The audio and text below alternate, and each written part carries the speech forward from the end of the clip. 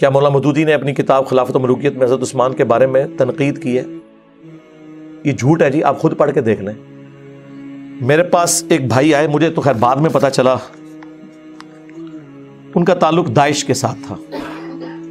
تو عرب ملکوں سے یہاں آئے، وہ عرب میں ہی پیدا ہوئے تھے، اردو بھی ان کو اچھی آتی تھی کیونکہ ان کے ماں باپ پاکستانی تھے، تو اور عربی ان کی ایک نیٹو لینگویج بن چکی بھی تھی، اور دنیاوی طور پہ پڑھے لکھے بھی تھے، انگریزی بھی ان کو آتی تھی۔ تو میرے ایک دوست کے ریفرنس سے مجھے ملنے آئے کسی کام کے سلسلے میں، تو آتے ہی انہوں نے یہ بات کی۔ یہ بات آپ نے غور سے سننی ہے، بڑی حیران کن بات میں آپ کو بتانے لگا، اور یہ میرے خیال ہے میں پہلی دفعہ آن ایئر کرنے لگا ہوں، آپ کی اس بات سے مجھے یاد آ گیا۔ تو مجھے کہنے لگے کہ خلافت و ملوکیت میں مولانا مودودی رحمہ اللہ نے سیدنا عثمان غنی رضی اللہ تعالیٰ عنہ کی توہین کی ہے۔ میں نے کہا نہیں،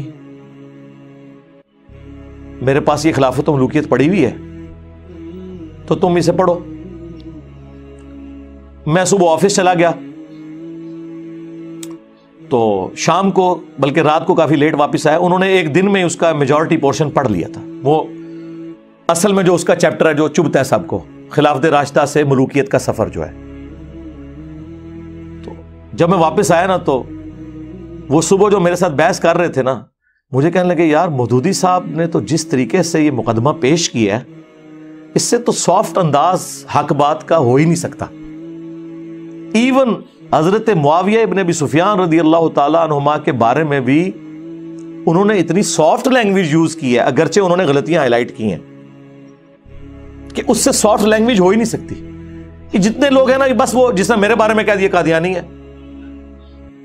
حالانکہ جو قادیانیوں کے خلاف مہم چلا رہے ہیں، ہم نے تو ان کی منجی ٹھوک دی ہے کہ تمہارے ابے بھی چشتی رسول اللہ اشرف رسول اللہ پڑھا کے گئے ہیں، تو غلام احمد قادیانی دجال تو شاہی کوئی نہیں ہے، ہم تو ختم نبوت کے اوپر کام کر رہے ہیں۔ اچھا، وہ تو جب کوئی سنتا ہے تو پتہ چلتا ہے۔ تو مجھے کہنے لگا یار یہ تو مودودی صاحب نے تو بہت زبردست لکھا ہے۔ میں نے کہا سیدنا عثمان کے حوالے سے کہتے ہیں وہ جو کچھ انہوں نے لکھا ہے، اب تو خیر پوری تحقیق کے ساتھ خلافت و ملوکیت جو نئی چھپی ہے نا، اس میں پورے حوالے بھی نیچے لکھے ہوئے ہیں، اس میں بھی تھے، اب تو بہت تفصیل سے، باقی میرا کربلا والا ریسرچ پیپر میں تو 200 حدیث ہیں۔ تو مجھے کہنے لگا یار ایک مسئلہ مجھے آج سمجھ آیا ہے، جو میں بڑا حیران ہوا تھا۔ میں نے کہا کیا؟ وہ کہنے لگا کہ جب داعش کی فوجیں داخل ہوئیں عراق کے اندر، شام کے اندر نا، تو کئی لوگ جو ہے نا وہ حضرت علی ابن ابی طالب کے اوپر لعنت کرتے تھے انہیں خوش کرنے کے لیے۔ تو وہ کہتا ہے کہ ایک آدھ سفر میں میں بھی ساتھ تھا، تو جب انہوں نے حضرت علی پہ لعنت کی تو ہم سب لوگوں نے تو اپنے کانوں کو ہاتھ لگایا، کیونکہ سنی تو حضرت علی کی رسپیکٹ کرتے ہیں۔ یعنی یہ آج کے جو سنی ان کو آپ بنو امیہ تو نہ سمجھیں، بنو امیہ کی نہیں دال گلی، تو اگر ان کی دال گلی ہوتی تو بخاری مسلم میں سب و شتم کی روایتیں تو نہ لکھتے، اور بنو امیہ کا رد تو نہ کرتے امام بخاری امام مسلم حضرت علی کی شان میں حدیثیں لے کے۔ وہ کہنے لگا کہ ہم گاؤں میں داخل ہوتے تو وہ حضرت علی پہ لعنت کرتے، اور وہ لعنت کرنے والے کون؟ شیعہ، اور وہ کیوں کر رہے ہوتے تھے؟ تقیۃً۔ وہ یہ سمجھتے تھے کہ یہ بنو امیہ کے پیروکار ہیں، جس طرح بنو امیہ اپنے دور میں حضرت علی پہ لعنت کرواتی تھی تو لوگوں کو چھوڑا جاتا تھا، اور تقیۃً شیعان علی لعنت کر لیتے تھے۔ ظاہر ہے سارے تو حجر ابن عدی تو نہیں ہوتے نا کلمہ حق بلند کرنے والے،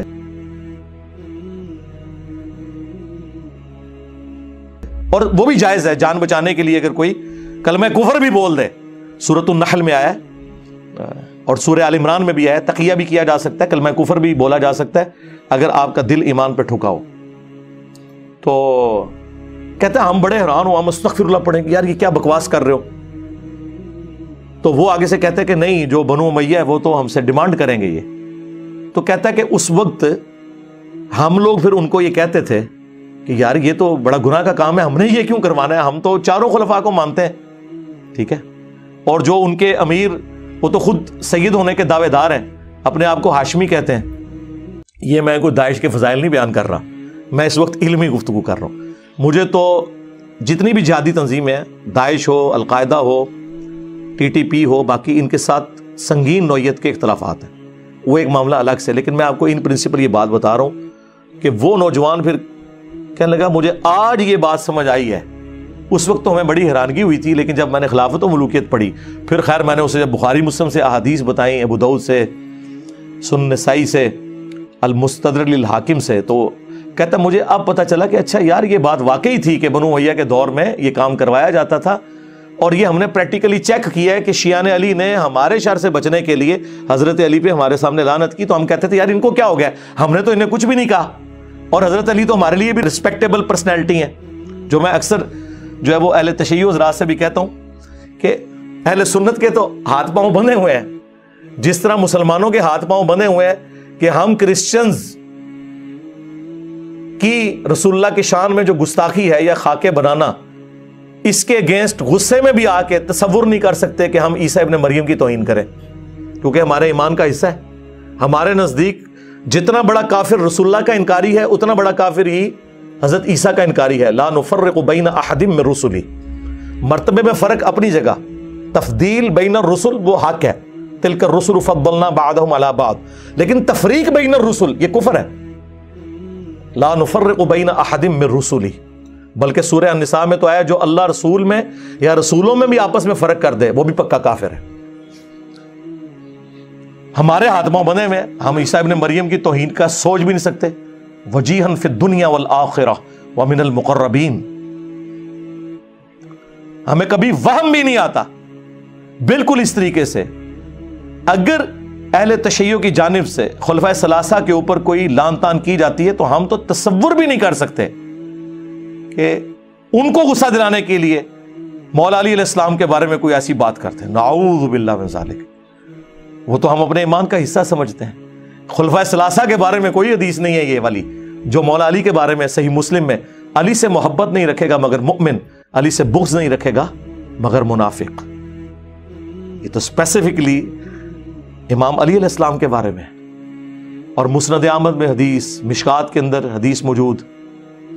اور فضائل صحابہ احمد بن حنبل کی کتاب میں کہ اے علی تیری مثال میری امت میں عیسیٰ ابن مریم جیسی ہے۔ نصارہ ان کے بارے میں غلو کر کے برباد ہوئے، اور یہودی ان کی توہین کر کے، اور پھر مولا علی نے خود فرمایا کہ میری وجہ سے دو فرقے جہنم میں جائیں گے اور دو گمراہ ہوں گے، ایک میری محبت میں غلو کر کے، ایک میری دشمنی میں۔ تو آپ اندازہ کریں کہ آج کے دور کے اندر بھی یعنی وہ مسکنسیپشن جو صدیوں سے چلتی آ رہی تھی، جو کتابوں کی حد تک تو درست تھی، لیکن وقت کے ساتھ ساتھ میں سمجھتا ہوں کہ عمر بن عبدالعزیز رحمہ اللہ جو اسلام کے پہلے مجدد ہیں، انہوں نے جس طریقے سے اس ایشو کو ہینڈل کیا، قیامت تک کے لیے اس فتنے کو دبا دیا جو بنو امیہ کے ممبروں سے لعنت ہوتی تھی 60 سال تک، اور انہوں نے سورۃ النحل کی وہ آیت خطبے میں داخل کی، ان اللہ یأمر بالعدل والاحسان۔ تو یہ بہت بڑا امت کے اوپر ان کا احسان ہے، حقیقت بات ہے۔ باقی تفصیل کے لیے آپ میری ویڈیوز دیکھ لیں اور میرا کربلا والا ریسرچ پیپر پڑھ لیں، اس میں ساری احادیث میں نے نقل کی ہیں۔ اور یہ جو تماشا لگایا میں انہوں نے کہ نہیں جی وہ تنقید ہوتی تھی، لعنت نہیں ہوتی تھی، تو مسلم شریف میں واضح الفاظ موجود ہیں، لعن اللہ ابا التراب 6229 صحیح مسلم کی حدیث۔ اور تقی عثمانی صاحب کہتے ہیں نہیں نہیں وہ بخاری میں ایک حدیث سب کی ہے اور سب کا مطلب تنقید ہے، حالانکہ وہی حدیث مسلم میں تھی، لیکن اس سے اوور لک کیا، یا اوور لک کیا، اگر اوور لک کیا تو بہت خطرناک ہے، یہ تو منافقت ہے، اور اگر جہالت کی وجہ سے کیا تو سرکار اب سمجھ لے، لیکن نہ یہ اپنے مفتیوں کو جاہل ماننے کے لیے تیار ہے، نہ منافق ماننے کے لیے تیار ہے۔ مسلم شریف میں واضح الفاظ تھے، لعنت کے الفاظ موجود تھے۔ بہرحال مولانا مودودی رحمہ اللہ نے جس پیشن کے ساتھ اس چیز کو ہائی لائٹ کیا خلافت و ملوکیت میں، میں سمجھتا ہوں اس کام کو اگر 4 چاند کسی بندے نے لگائے ہیں نا تو مولانا اسحاق صاحب ہیں رحمہ اللہ۔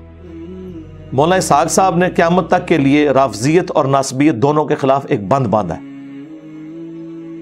اور الحمدللہ اس مقدمے کو میں نے ایک عام فہم انداز میں حدیثوں کی نمبرنگ کے ساتھ اپنے ریسرچ پیپر واقعہ کربلا کا حقیقی پس منظر 72 صحیح الاسناد حدیث کی روشنی میں، جس میں 200 روایتیں جمع کی، 72 میں نے شہدائے کربلا کی نسبت رکھی، اس کے اندر پورا مقدمہ کلیئر کیا، جسے شوق ہو تو دیکھ سکتے ہیں۔